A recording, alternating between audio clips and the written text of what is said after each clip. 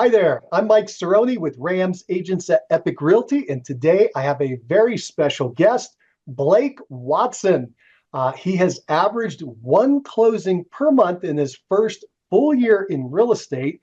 And let's get to learn a little bit more about Blake and how he is doubling the national average. Welcome to the call, Blake. Thank you, Mike. Good to be here. Blake, it's great to have you here. Real excited. Let's hop in. Let's confirm some of the information that I think I have and make sure it's right. So, a couple Sure. quick questions. One, is this your first full year in real estate? It is. Yes, I actually started on the back half, not even the back half, but the last few months of 2023. And so starting January 2024 would be my first calendar year, full year. Excellent, perfect. And in 2024, how many homes have you sold year to date? We're sitting at the end of the ninth month of the year.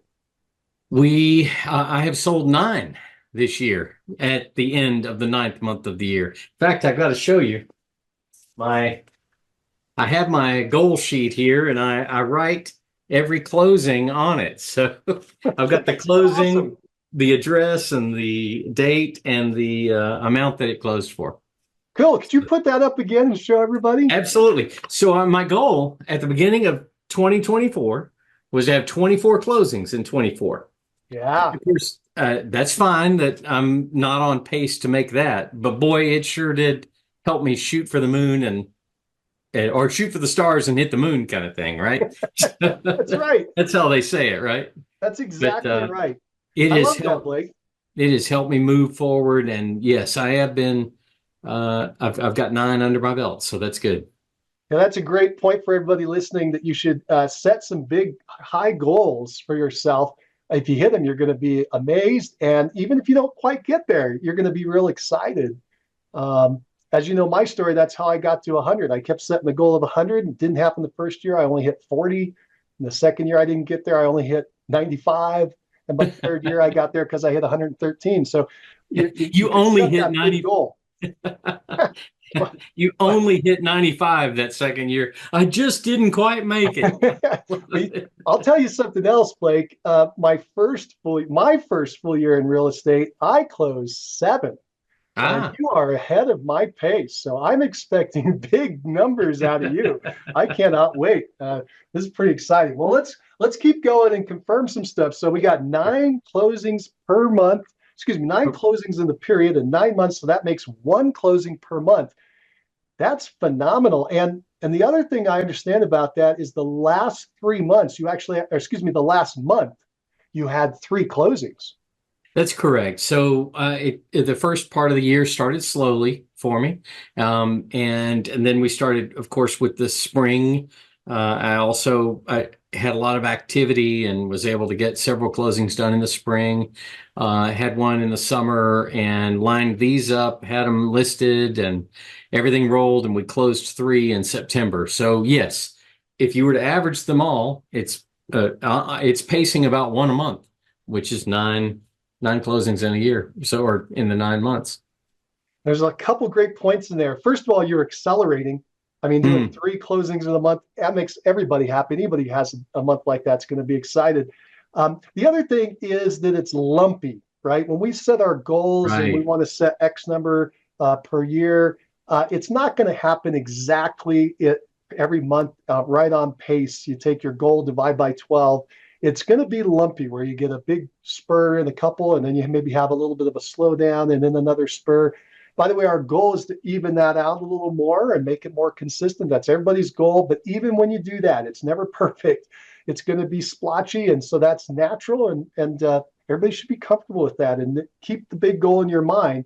And you must have done that, right? Because you were on pace. I think you were at 6 and 6, if I recall. And then you had a month and a half or so that was slowed down. As you said, you were kind of lining up. And then you had the three that closed. That's right. How did you keep yourself on target, mentally on target? I just keep doing the activity, the things that we all know to do. I learned a long time ago in advertising sales, when I was in advertising sales, that people will look at you and say, "Boy, he's lucky. because you accomplish whatever it is. And I say, well, really, when you're just doing your job, luck shows up everywhere. When you just keep doing your job the way you know to do it and the way you've been taught to do it, the system that you have in place. So I'm very accustomed to just following the system. And that's what I continue to do. I keep putting information out about real estate locally in the Chattanooga area. I work in Chattanooga, Tennessee, and Northwest Georgia. I'm constantly talking to friends about it. I'm on social media.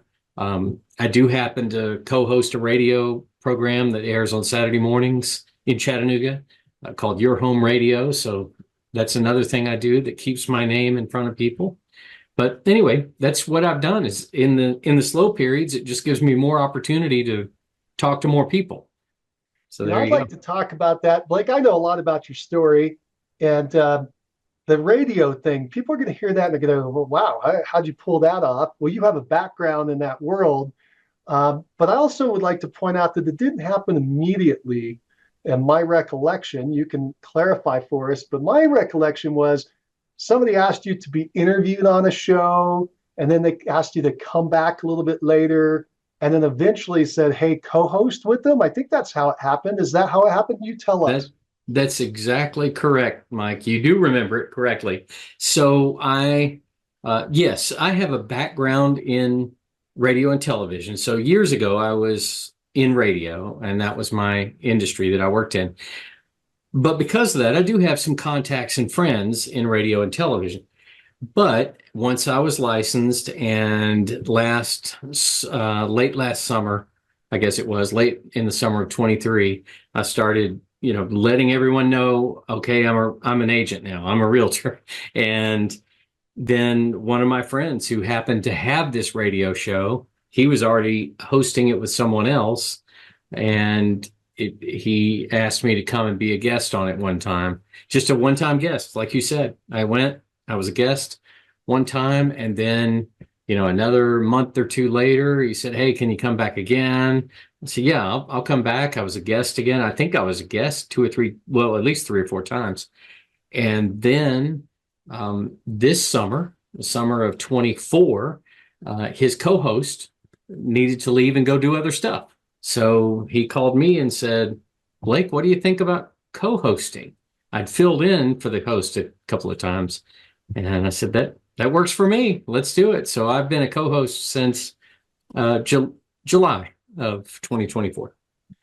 I love that. And what a great way to gain immediate expertise, expert status in Hmm. people's mind because you're giving out information and knowledge, you're educating, something for everybody to think about. Now, Blake had a step up because he knew about the radio industry and had been in it. And that's something everybody listening should think about. What do you have a step up in? What is your advantage? It may be in newspapers, it may be in social media, it may be in some networking group. There's something that you may have a contact with or experience with that you can leverage. I've heard of people using their prior work experience and the database of people they had in a prior business, that in prior work life that they had. So there's all kinds of ways. So everybody think about that. What can you do to leverage forward? And in Blake's example, he's doing this radio show. He can take the recordings and put them out to his people, right? He can leverage that not only live, but also in a recorded format. Are you doing that, Blake? Yes, it's actually the show is offered as a podcast after it airs.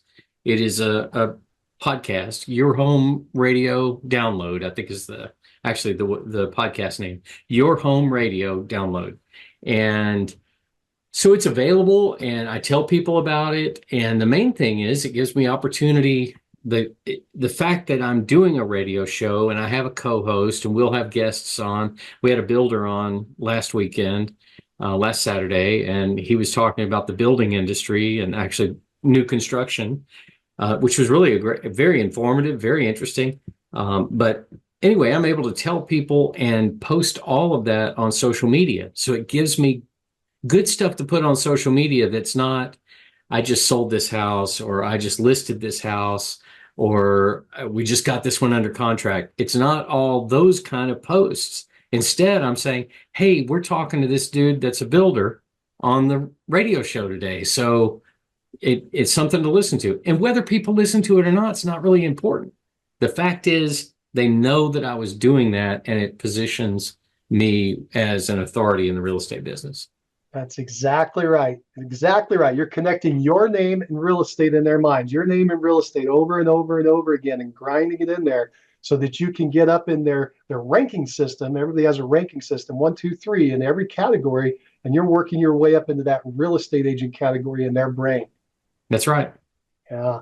Well, let's do this. I know we've jumped into it a little bit, but I just want to back up and say, the average agent, for people out there that may not know, the average agent sells 4 homes per year. Now, you've already doubled that, and we're not even to the end of the year yet. In fact, if you stayed on pace, you tripled the national average, which is pretty awesome. And so, even though you've touched on a few things, I want to make sure we didn't miss anything. What do you attribute your success to? Mike, I think it's definitely the Rams agent program that you have helped me understand, and you've taught me, and you brought me into the mastermind. So I'm part of the mastermind group, which is that's a great benefit to a new agent, I can tell you, because I'm getting to learn from people who've been, well, like you and Angela and others that have been in there or have been in this industry for many years and understand it very well. So that's big, and I'm following those practices. So I can say that I have not paid for any leads. I have not, in fact, everyone that I've sold or transacted with, sold a house to or sold their house for them, I knew those people before I was a licensed agent. So I knew them. Now, then they could have gone anywhere, and they certainly know other agents too. In fact, one guy, one of my clients, he kept telling me about the agent that had sold them the house that they lived in, and how she would contact them every year to try and give them a pie at Thanksgiving, which is not a bad thing. But he didn't take it as really a very good thing. He was not interested in the pie. I'm sure it's beyond the pie that, there's something else going on there. Whatever it is, he and his wife intentionally chose to sell their house with me. And, they knew me, but they had already bought the house with another agent. But anyway, I guess the thing is, I was just making sure everybody knew I'm an agent. Everybody knows that I have expertise, because I continue to demonstrate that expertise. I didn't just go on about, hey, I'm an agent now, so you need to use me. I would say, I would go online. I would talk to people. I mean, I do social media. I would speak to people about things that were happening in the community and in real estate specifically, so that people would know that I was tied to that. As you said, my name, Blake Watson, and real estate. We want those to go together in my sphere of influence. I want that to be something they remember. I got involved in our local association, local Chattanooga Realtors Association, and I am involved in a committee in that group. And that committee, it happens to be the Government Relations Committee, but I could have probably been in any of them and it would have been similar. But being on that committee helps me know things that are going on in the Chattanooga area that other people don't know about. Things before they're even in the newspaper sometimes. I'll know about them.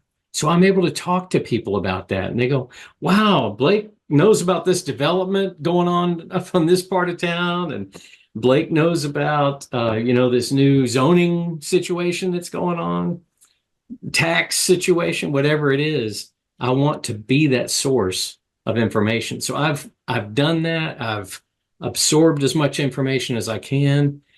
I'm not worried about I am worried about it, but the technical act of selling a house and going through the contracts and stuff like that, that stuff, yes, we've got to know that. That's like driving a car, I guess. You need to know how it works. But what you're really thinking about is, if I'm using the car analogy, is where is it going? Where's your destination? What are the stops along the way? Not so much how am I going to steer it and press the pedals and all that. So I think that's awesome, Blake. what I was hearing is that you're really fomenting this idea of real estate and Blake in people's minds. For instance, you said, I'll talk about things that are not real estate. And what you meant was not sales related, as in your Oh, career, right. that they were still real estate. So you were talking about real estate development. You were talking about real estate taxes. You were talking about real estate zoning. And the fact that you're doing that is raising that up and making that equivalent of your name in real estate even more firm in their brain. So pretty sharp. Good job.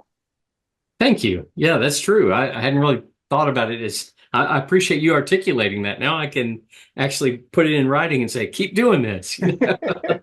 That's really good. Now, you've also played with the lighter side of what I call PCSOI, past clients and sphere of influence.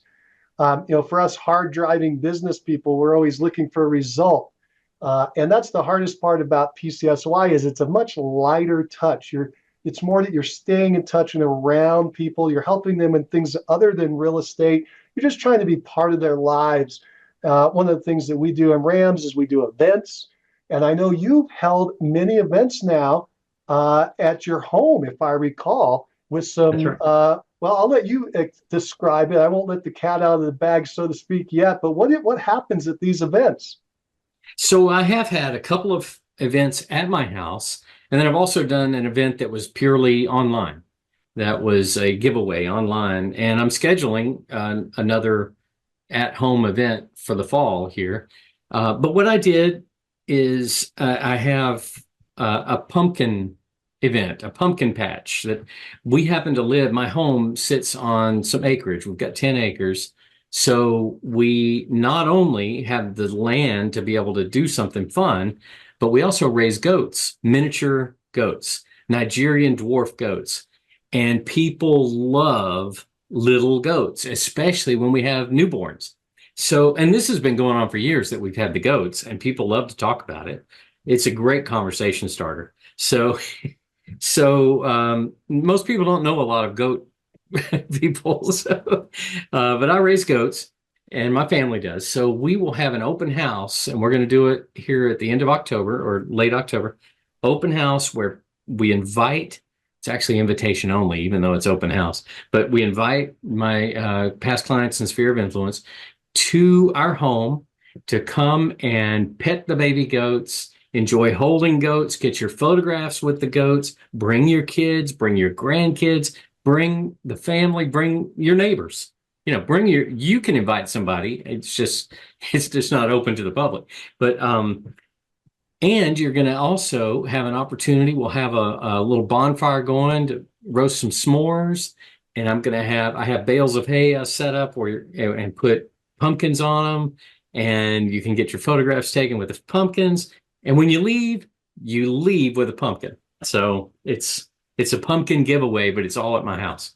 So it's fun. It's a lot of fun. We do that. And we did another goat event in the spring. And then I did a Valentine's giveaway dinner out at Olive Garden, or there's a local, really highly thought of Italian restaurant in Chattanooga, local that we use. And so we had gift cards for those restaurants and offered those, had people sign up. It was a text to win. You texted a code. The code was real estate by Blake to a certain number. And and then I had a drawing, and I used the wheel of names on my computer, and we did it all live. It was a live stream on Facebook Live and all that. It was much fun. Very good response to that. And I just say that because the events at my home and this contest we did online, it was only people that I knew for the most part. There were a few others that came in on both of those things, but I didn't try to make it a mass. I didn't want people to share it with other people. I wanted it just to be people who knew me. I didn't want, somebody's cousin that lives in some faraway place necessarily to come and be a part of my contest because they were just extras. I want somebody to know me. So anyway, that's Yeah. yeah. Blake, this is great. I want to dig into this just a little bit. So these are events. Again, everybody, this is your PCSY, people that you know and they know you. You have a connection with, and you're building that connection and you're staying relevant. You're staying in front of these people so they don't forget about Blake. That's what Blake wants. You'll notice when he talked about it, he just gave a whole bunch. And you did not hear him pitching them on real estate, right? He wasn't handing out flyers of his latest listing and saying, hey, if you want to buy or sell a home, you got to talk to me, or here's a free market analysis as a gift, or here's a list of properties that the builders are building over here. He didn't do any of that. He was just creating a good connection with those people. So remember we talked about real estate and Blake. In this instance, we talked about good feelings and Blake. Good feelings in Blake. People are going to walk out of there going, that Blake, he's an awesome guy. And I wouldn't mind being around him more often. He is really cool because we are emotional beings as well as logical beings, right? And so he's connecting on that emotional level. Super powerful, super powerful. Great job, Blake. I do have to ask a question. You got these goats, Yeah. these little goats. Everybody's listening, miniature goats, but we still don't quite understand how big is the, I think, did you say dwarf or miniature? Yeah, they're called Nigerian dwarf goats. That's the breed of goat. And to give you an idea, they don't. The largest adults grow to maybe 45 pounds. So they're not even as large as a large dog. They're How just like, tall? So as tall as a dog? um, yeah, maybe this tall. I don't know if you can see that. Okay. I'm trying to give you a little bit. Oh, so Um, what are we thinking there? Maybe a foot and a half, 2 feet? yeah, maybe a foot and a half, maybe a couple feet, 24 inches probably. Yeah, not super tall. That's Yeah, the adults. So when the babies are, when they're coming in to pet the babies, how big are they? now the babies can be small enough to hold like a puppy or a not maybe not a kitten, but a puppy. They're smaller. You can definitely hold them. You can hold. I mean, I'll hold them in one hand. I can definitely. They'll have feet dangling off of both sides, but Right. you can definitely hold them in one hand. They're small. They're easy to just play with and hold. And I mean, people absolutely love holding them. Kids enjoy them. But I have found that the adults love them about as much as anybody. They just love holding on to them. It's like having a bunch of puppies, except it's very unique. You know, we're going to come across puppies in our lives. Most people aren't coming across baby goats in their lives. So there you go. That's awesome. They sound like emotional support animals too. You can really bond with them really quickly. Yeah, Uh, they're very social. So it's really cool. Yeah. and everybody listening, so what you need to do if you want to sell live real estate is go out and buy a goat farm. The point is to leverage whatever you do have access to, Yes. whatever is unique about you or different or just simple for you to get access to and leverage. You probably have something you didn't think about. I'm sure when Blake was getting into real estate, he didn't think, well, I have a goat farm. I should get into real estate, start selling homes. Now, that just came later. He started connecting the dots, right? As he was trying to formulate an event. So be creative, everyone. And good job, Blake. So let's see what else. Let me mention one thing, Mike. I was Yeah, just thinking about it just because people do want to know, you did this goat event at your house, and did you get any business from it? And I'm just thinking back on it. And of course, it's, as you've already pointed out, that's not my primary goal is to get business directly from that event. I know there's a return on investment from just all of the talk that goes around it and the power of the invitation because I'm inviting everyone. So I invite everyone to be a part of it. I invite them to come to the party. I'm going to give you a pumpkin. They love it. And some people will send me back regrets, I can't come or whatever. And yet then they'll ask me about it after the event. Hey, how did it go? Did you have fun with the goats and all that? So it makes a big impression on them in their mind, which is what we're trying to do, right? Just make an impression. Whether they come or not, the power's in the invitation. But I did want to point out that at the end of the spring event, and I didn't give away anything at the spring event. I just opened the doors, mowed the grass, and said, it's going to be a nice day. Come over to pet the goats. Because we had a bunch of kids. That's what baby goats are called kids. So it was kidding season. We had a bunch of kids. So I was showing them on Facebook and stuff. Anyway, at the end of the day, someone who was just had been there with her children and she's walking, kind of going back to her car and she goes, "Oh, by the way, Blake, my husband said I need to speak to you, or he needs to speak with you about we need to sell our house and we need you to do that for us." And so it was just an aside as we're walking out. I had not said one word about real estate or selling houses or anything. She brought it up and said that she didn't want to go home without having handled that and making sure. Evidently, her husband said, "Be sure to talk to Blake about it when you're over there." So anyway, That, that's just the power of just being out there, making sure people know what you're doing, and then getting in front of them. Who knows how long it would have been before she got around or they got around to saying, "Hey, we want to sell the house." that's exactly right, Blake. I love it. So you have other marketing that's sprinkling on them that you're in real estate. But you have marketing that's directly letting them know you're in real estate. This event Correct. was to bond with them, right? It was to connect with them. And then the result was you had in this case right away you had some business that popped out of it. And I assume, well, you've already said all the closings you've had this year were people you knew. They're all these people you're reaching out to. I'll just for everybody listening, I want them to make sure that they heard something you said that was so strong, and that is that the power of an event is not the event itself. It's fun, it's great, it's enjoyable. It's always good to be face to face if you can. But the power of the event was the invitation. You invited your entire network of people, your entire sphere, and all of them got to feel that good touch by Blake by saying, "Hey, I think you're special and I'd like you to come over to my event." In this case, it was the goat petting, right? I'd like you to come over and participate in this. Whether they said yes or no, they all felt special that you had invited them. Very true. That's exactly right. So mission accomplished. Yeah, and the proof is in the pudding. The Yeah. deals are coming too, so it's awesome. It's a fun way to do business. It's unique. It's different. It's a lot of fun. Well, let's see. What else do we have here? So, Blake, let me ask this. Um, for agents who are listening to us right now and they'd like to get similar results to you, these 9 closings in 9 months, is there anything else that you would recommend that they do we haven't addressed yet?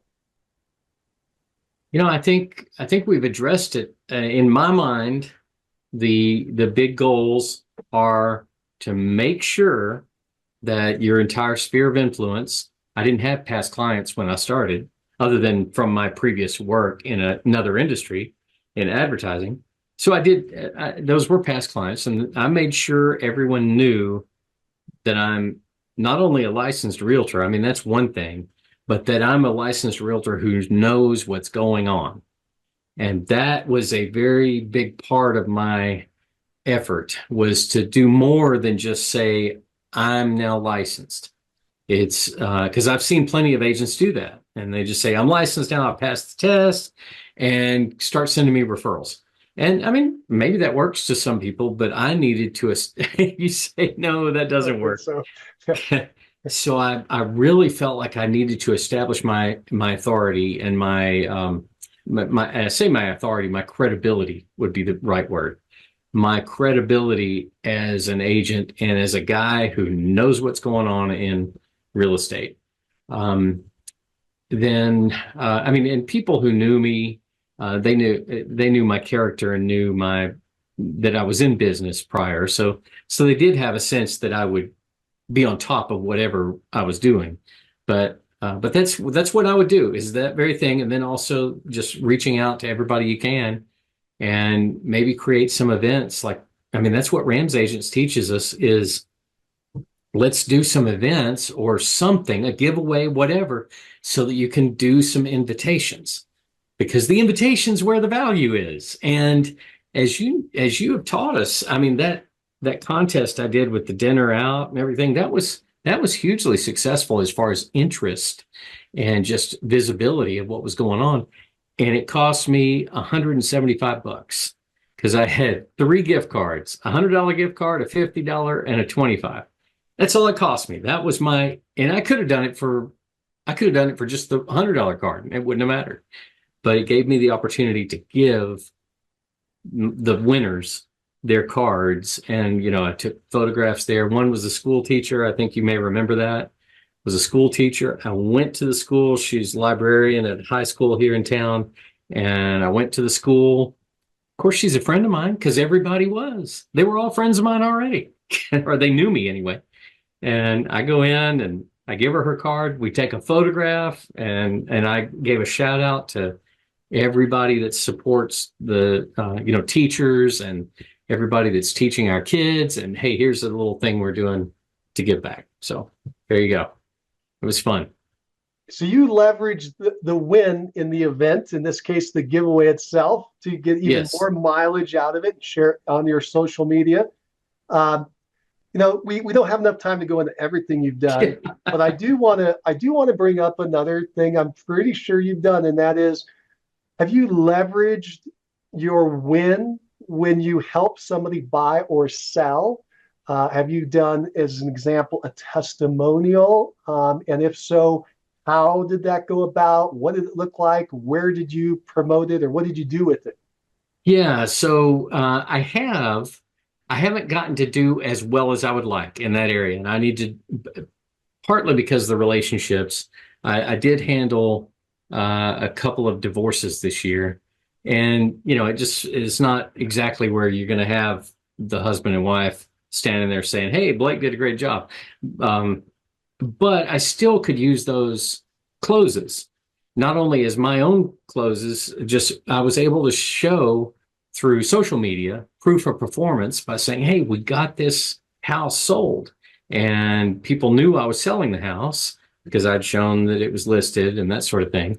In fact, I do video tours of the houses where I just walk through with my phone. I do some editing on it, but I also have done Facebook Lives where I'm just live walking through. And I think those are people like those better than the edited ones.